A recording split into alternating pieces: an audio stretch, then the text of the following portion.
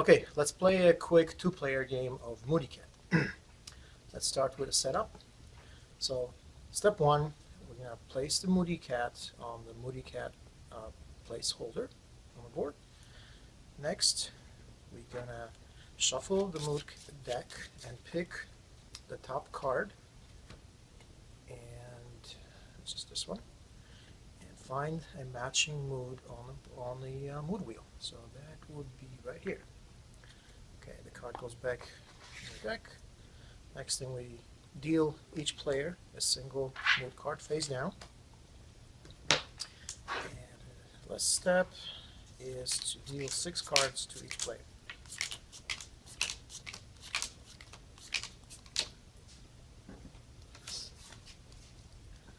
There you go. So, what is the goal of the game? The goal of the game is to, by the time when the Moody Cat jumps inside the mood wheel, to be on closest to the mood that's on your secret card, which I'm going to show you right now. So this is my goal. This is where I need to go, and the second player has a different one, which he doesn't going to show you now because it's secret. So I don't want to see it. Right? So again, by the time the Moody Cat jumps inside the mood wheel, if the mood token or the mood marker is on the mood that matches my card or closest to it, I win the game. So now we set up. I'm gonna choose the first player marker, and then I'm gonna go first. So how do we move the mood marker from its current position to where we want it to be? The way you do it is you attach creature cards to the card slots on each side. The happy side moves the mood marker in a counterclockwise direction, and the sad side of this side over here moves the marker this way, clockwise direction. So how do you actually affect the direction and the movement of the mood marker?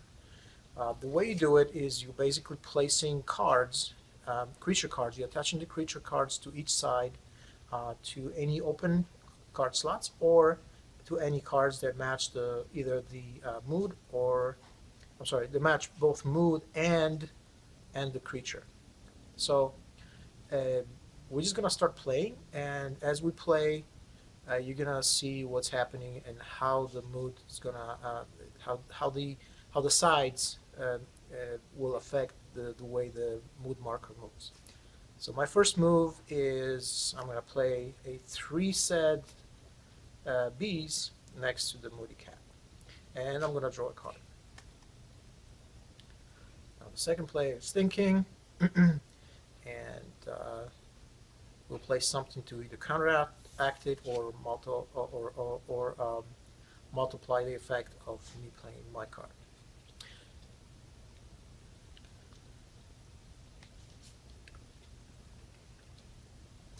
So she plays 2 happy spiders. So at this point we have 2 cards on the board, and my side is noisier. So consider the number of the cards as noise level. So basically, the higher the noise level, the more attention the cat's gonna pay to that side. In other words, the side that wins is the side with more with the higher sum of numbers on the cards. Also, the direction and the number of spaces that the mood marker is going to be moved is based on the sum of the numbers on the cards immediately next to the Moody Cat on the side that the Moody Cat is paying attention to. So the winning side. So my turn. I play. Let me check. Where am I supposed to go? I'm supposed to go there. So I'm gonna play 3 happy dogs on the happy side.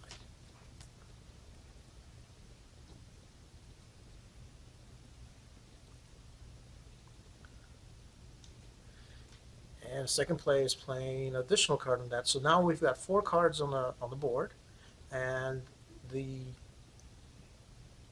happy side is winning. So we've got 7 against 2, and we've got 4 cards. The mood change is resolved immediately after 8 visible creature card is played against the board. So right now we've got 4, so we've got 4 more before the cat changes, before we make the mood change. Sorry, I think I tried to draw a card before I actually played it. So I'm actually gonna go and put a 2 on this side.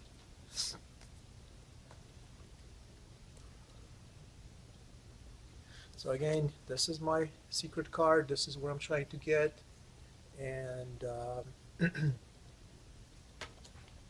we don't know which direction the second player is going.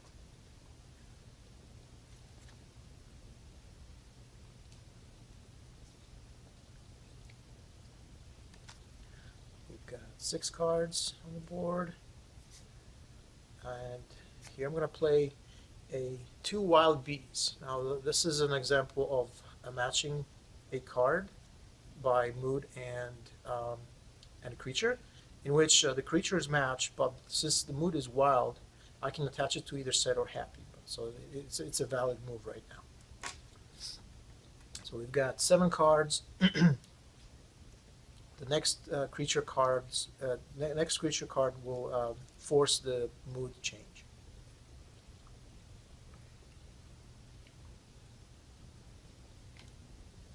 All right, so second player plays the what's it called? SWAT. SWAT card, which allows her to remove 2 cards from the board.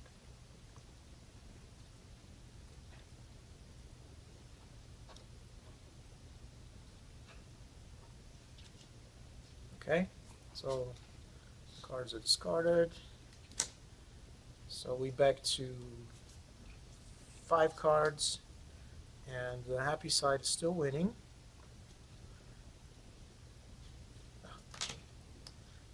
So now it's my turn. Happy side 3. I will play this. I'm going to play 2 happy butterflies and draw a card.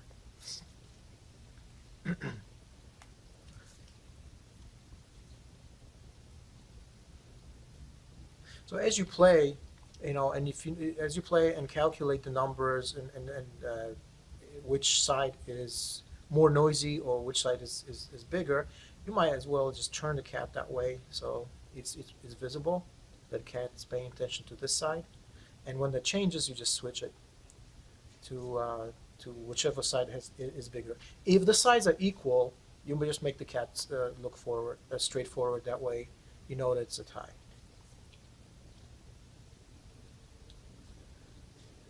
Okay, so we've got definitely the happy side is winning, and this is 7 cards on the board, and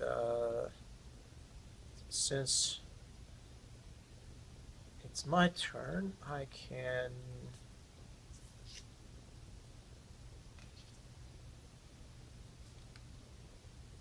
do something like this. I'm gonna put 2 wild spiders on the sad side, draw a card, and that's 8 cards. That's 8 visible cards on the board.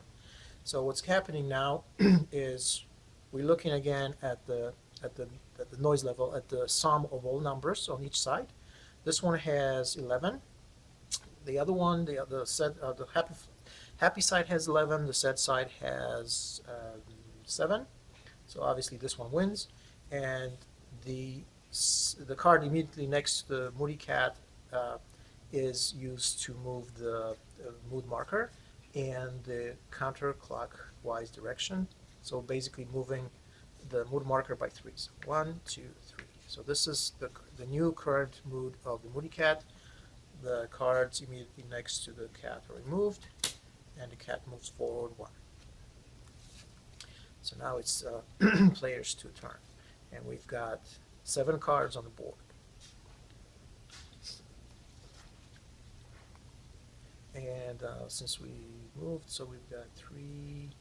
So actually, it's still cat's still looking at this side.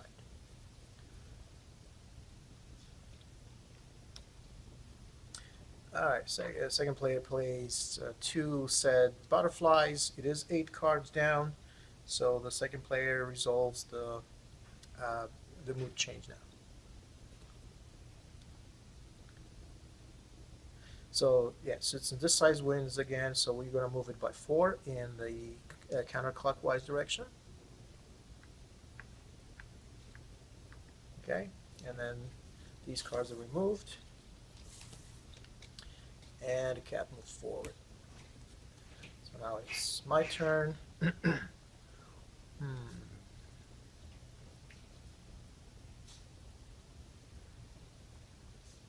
So what I'm going to do is I'm actually going to move the cat back a little bit. So we're going to move it 1 time. So the pause special card allows you to advance or move the Moody Cat back or forward. Well, move forward or backward on a track. So that's what I'm playing, and I'm taking a card.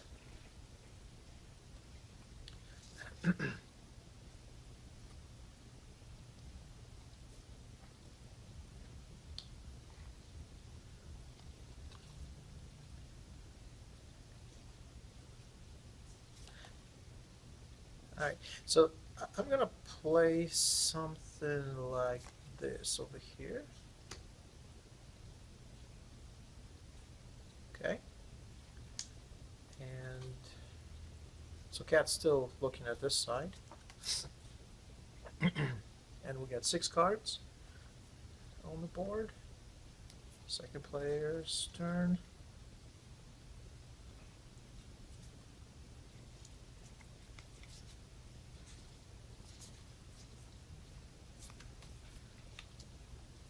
All right, so, well, this one doesn't really do anything, but this card is called Sad Song, and what it does, it basically would force or apply, it would apply the movement from the sad side. So if there was a card over here, if there was, let's say, if this card was here, if this card is played, then the clockwise movement of 2 would be applied to the mood marker without ending the round. But since there is nothing, it's kind of like basically throwing away a card, which is also a good strategy. So that was basically the player 2's move, where they just discard the card. And that's great because I just want to show you now what happens when you attach more than 2 cards to a card slot. You can only have 2 cards visible, but there could be more cards on the board. So basically, if I'm playing this, see, this matches by the creature, and since it's wild, it also matches this mood. But what happens now is I'm decreasing. I have to cover the lowest card in a stack, so that only 2 cards are visible. So I decrease the noise level or the sum of the numbers on this side by 1 by playing this card. So basically, I'm covering the 2 but exposing 1, and that's my move.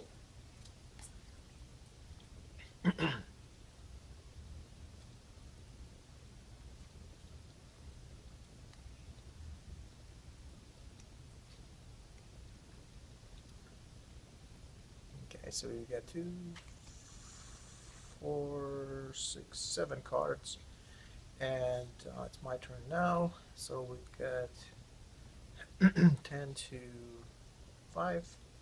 So I'm going to play another special card. This is a mind swap, which basically allows me to take the other player's card, look at it, and see if I like it. And if I do, then I can just replace it with mine. And I'm going to do that. So now, this is my new goal.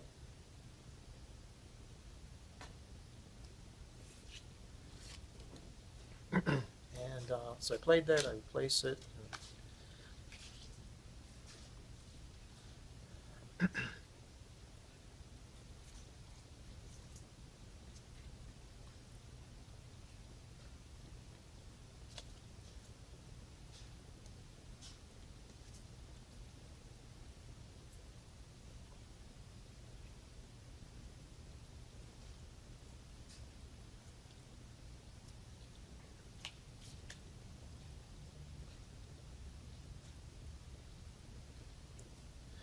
All right, so now the second player plays the double vision card, which basically doubles the sum of this card on of this stack. So in this case, it doesn't count toward the 8 creature cards because it's not a creature card, but it doubles the value of the sum of the stack. So now we've got a 8, 14 to the side on the happy side. It also doubles the number of spaces that the mood marker will move. So what I can do now is actually, since I know where my new mood or goal is, I can just play a single card to finish up the 8, and draw a card that ends this round. So this side definitely wins. We've got 4 times 2, it's 8. And I totally miscalculate that, but that's all right. And we remove these cards. We also remove the special card attached to this stack, and the cat moves forward.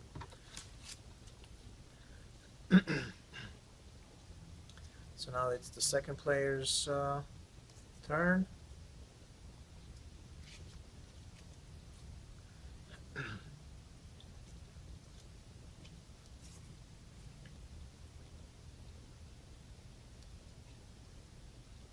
Yeah, and this is a good example of matching wild cards because the initial card was wild, initial mood was wild, and the creature was spider. This card has a happy mood, but wild creature. So it's a valid move to attach this card to the wild spider. It also blocks. It also blocks the because the value of it is 0. It kind of allows it allows you to use it as a defensive move, so that I can't, for example, play this card and have a value of 5. I mean, I can still play this card, and I will, just because I increased the value, the sum of the said side to 6 now. So again, there was an example of covering up the lowest card in the stack, as you can only have 2 cards visible in each stack. And I draw a card.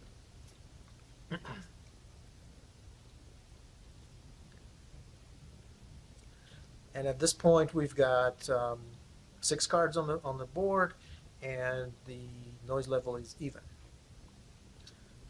Except now the cat moves this way. Looks that way.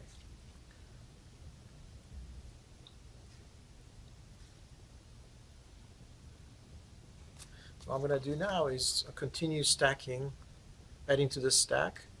So now I'm adding one set spider to 3 wild spiders.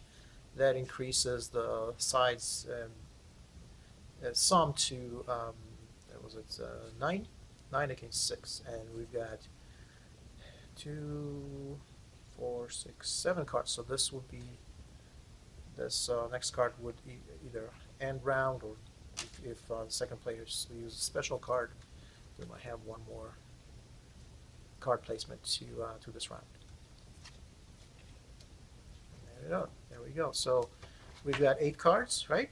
2, 4, 6, 8. 8 visible cards. That ends the round. This side wins with total of 10 against 6, but the mood marker is adjusted by 4. 1, 2, 3, 4, and all these cards are removed. And the cat moves forward, and it's my turn. So on my turn, I basically play this card. Okay, and this card, the special card is called Pause, and what it does, it allows me to move the cat immediately without waiting for 8 cards to be on board, either forward or backward. So I can just do this, and that's the end of the game. And then what's happening now is that the players reveal their special cards, and what we have is that I'm right on the mood. I'm sorry, the mood marker is right on the mood that I have as my secret mood, and the mood of the second player is 1, 2, 3 spaces away. So the way the points work is that if you're right on the mood, if your secret mood is right on right where the final placement of the mood marker is, you get 12 points, and then all the other moods are minus basically 2 2 less. Say it wrong. It's 2 points. 12 minus 2 for each space away from the final mood. I think I said it right. So the second player will get 10, 8, 6. Right? So 6 points plus any special cards on the hand. So how many special cards you got? 1, 2, 3. That's 4. So second player has 4 special cards, so that brings it up to 10. I've got 2 special cards, so that brings it up to 14. So the score for this game was 14 to 10, and that's how you play Moody Cat. I hope you enjoyed it.